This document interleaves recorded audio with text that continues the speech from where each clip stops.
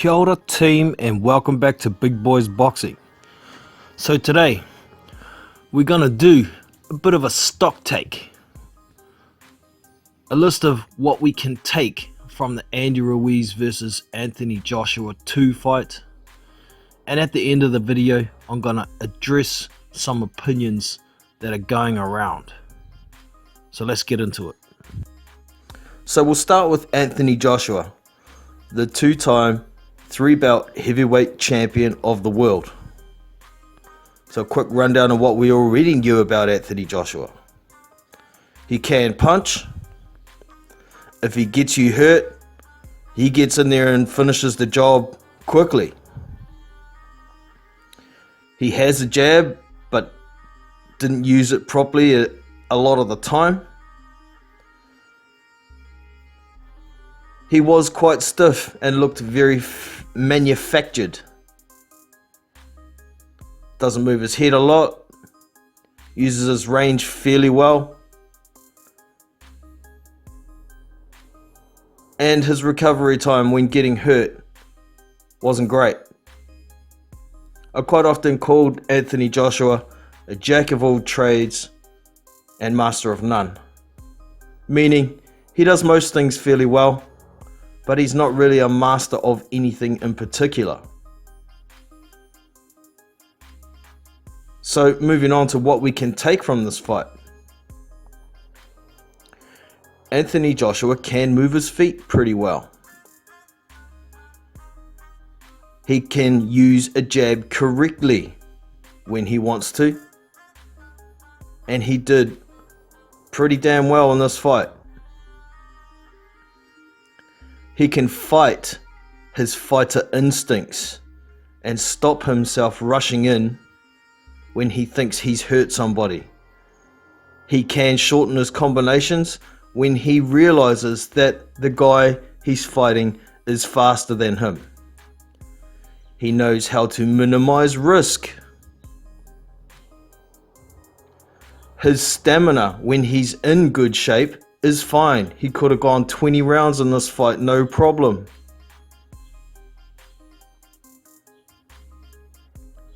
This fight proved a lot to the people who were saying he can't do this, he can't do that, myself included. So Anthony Joshua has proven he's got a lot of tools in his toolbox now. He's added more to it. He's proven he can follow a game plan and do what's needed to do to get a win. He knows how to utilize his advantages and recognize his weaknesses. So that's pretty much what I took from the fight for Anthony Joshua. So moving on to Andy Ruiz Jr. Quick rundown of what we did know about Andy. He's got very fast hands. He hits pretty damn hard. And if he gets in that pocket, he will throw until someone goes down, whether he's getting hit or not. He's got a hell of a chin. But there are some downfalls. He's very heavy set. He's got slow feet. And that's about it for Andy Ruiz. So what can we take from this fight for Andy Ruiz Jr.? Pretty much a lot of negatives, unfortunately. He came into this fight at 283 pounds. Way overweight. It was only 14 pounds more than he came in last time against Joshua.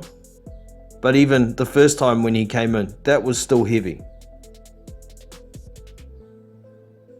He's better when he's in the 250s, like he was against Parker. But even if he was 254 or whatever he was against Parker, in this fight against Anthony Joshua, he still wouldn't have been able to do squat his feet aren't fast enough. Joshua was using the jab, deterring Andy from coming in and throwing the right hand and landing it on him, getting respect. So I don't think Andy Ruiz could have won this fight full stop anyway with the tactics Joshua employed. However, coming out after the fight, Andy Ruiz this is, and saying, I didn't take it seriously, I didn't train properly, I could have trained harder, I didn't listen to my coaches, didn't listen to my father.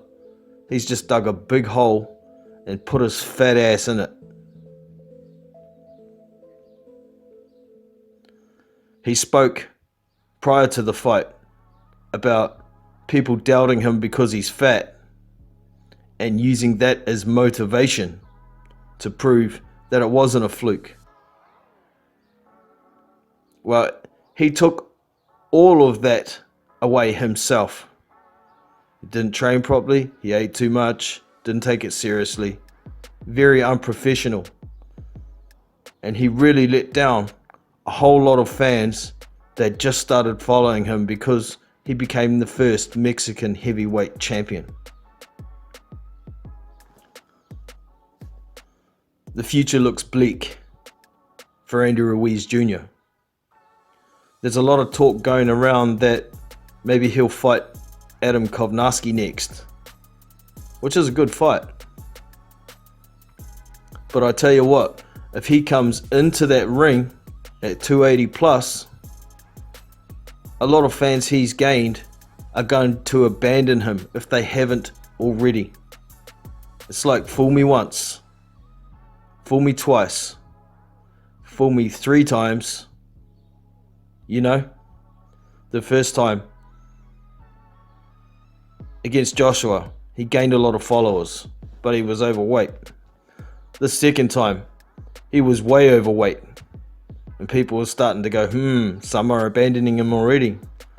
But if he comes in his next fight, 280 plus, I can't see anybody having any faith in him. If he doesn't take it seriously, he's disrespecting the sport, he's disrespecting the fans, and he's definitely disrespecting the belts that he held. He let the money go to his head, he did what he wanted to do, boxing came second. So big shame on you, Andy Ruiz Jr. So now, to address some of the comments that are going around about Anthony Joshua and his performance. Check these out. Yo, this nigga ran the entire fight. Jab, jab, and ran. Jab, jab, and ran. Anybody coming in here saying that AJ is good, block him immediately. He's a scary champion. Just grab and hold, Klitschko style method. He just came there just to survive and win. So obviously that's just the tip of the iceberg. There's plenty of it out there, and it's mostly coming from Deontay Wilder and his fans. And personally, I don't think it's the fact that Andy Ruiz didn't win. It's more the fact that Anthony Joshua didn't lose. They're so sour that their predictions, Andy Ruiz is going to win easily, didn't happen. Now, there was more to just jab and grab. Remember that first right hand that Anthony Joshua threw in the first round? Big heavy one, snapped Andy Ruiz's head back, cut him. That was a big deterrent for the rest of the fight. It stopped Andy Ruiz trying to rush into the pocket because he didn't want to get knocked the fuck out. He has a very good chin. That punch would have stopped a lot of heavyweights. But Anthony Joshua chose not to follow up and go nuts trying to finish the fight like he did last time. He did play it safe. And also, there's plenty of instances of Hall of Fame boxers doing this in the past. Muhammad Ali boxed like that most of his life, and many consider him the greatest. Sugar Ray Leonard did the exact same game plan against Roberto Duran the second time after he got beat, standing in the pocket and trying to fight with a fighter. So next time around, he boxed him and made him quit. The only difference here is Andy Ruiz didn't quit. Now, of course, Anthony Joshua isn't as good at that style, but he's only been trying to do it for 6 months since he lost the first fight. Give him a minute to refine his skills. He's not a Muhammad Ali or a Sugar Ray Leonard as yet. There's still holes in his game for sure.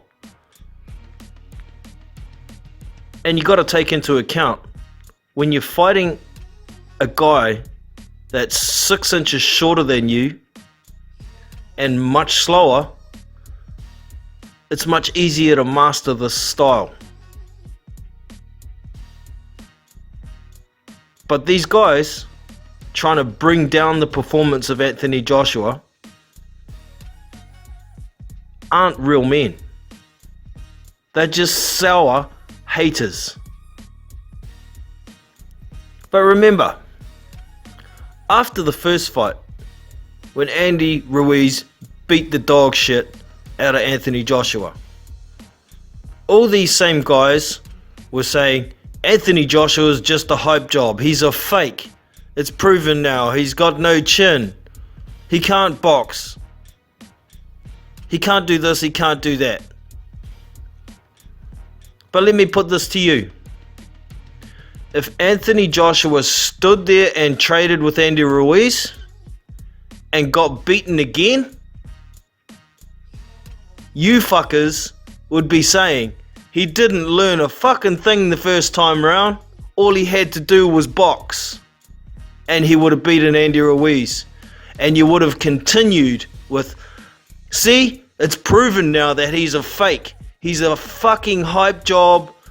So it doesn't matter what he did in this situation, whether he boxed Andy Ruiz's head off like he did, or whether he stood there and traded and lost again, he couldn't fucking win.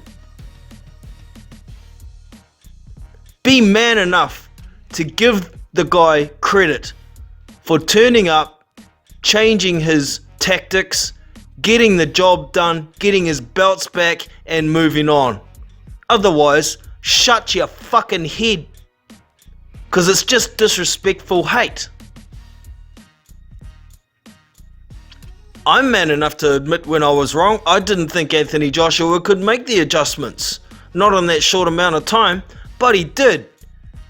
And now he's back on top of the heavyweight division.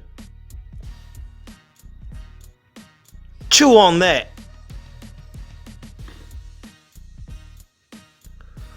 So that's me for the day. Don't forget, if you've enjoyed the video, make sure you smash that thumbs up button, subscribe to the channel, and I'll catch you in the next one. This is Big Boys Boxing, and I'm out. See you!